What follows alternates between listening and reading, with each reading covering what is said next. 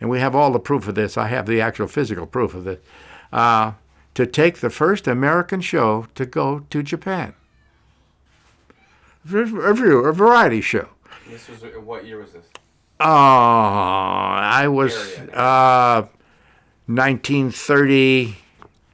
Pre-World War II. Oh yeah, pre-World War II.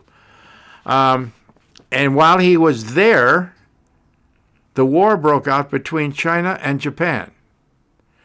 So he came back.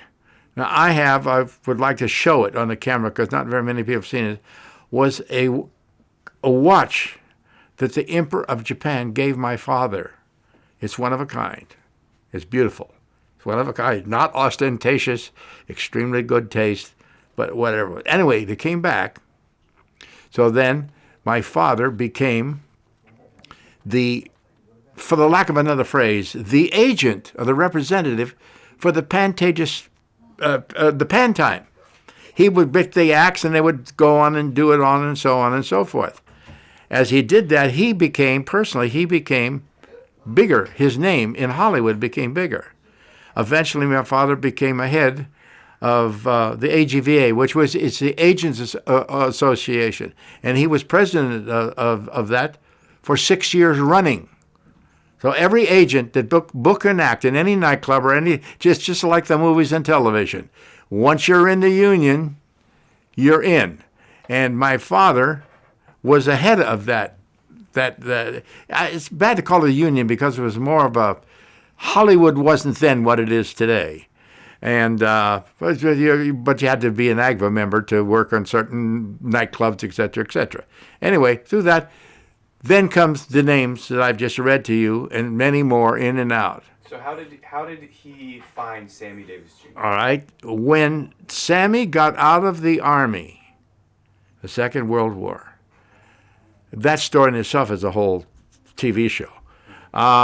When he got out... Give me just like a brief, Sammy, tell me about what Sammy did in the Army, in 2 sentences, and then it's hard, a real summary. And they pulled a young black boy from Harlem and put him in the white army of the United States.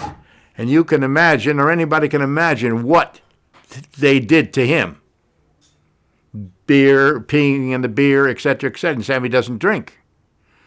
At any rate, one of the sergeants pulled Sammy into special services, exactly where he should have gone.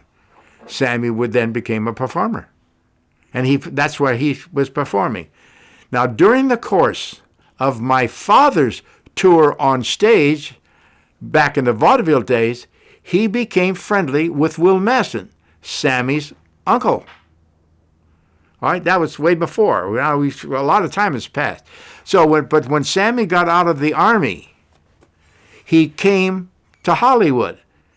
And Will, if I ever call him Massey, that's who I'm talking about. I'm so used to the familiar name. He went to my father to represent them, the dance act. That's all he did was dance. So they were in the special services in the military, Sammy and yeah. And he had met your father while your father was on tour with. Not quite right. Okay. Well, Sammy was in the Army. The trio wasn't in the Army. Sammy was in the Army. When Sammy got out, his father and his uncle were here in Hollywood. And Will Maston, because of the friendship with him from the vaudeville days, Will Maston took themselves to my father to represent the dance act, the Will Maston Trio. And that's where it started. That's how that started. And what year was that? And how old was Sammy? I have to go back in my mind. I have all these official times and documents if we need them, but at any rate, I was around 17 years old.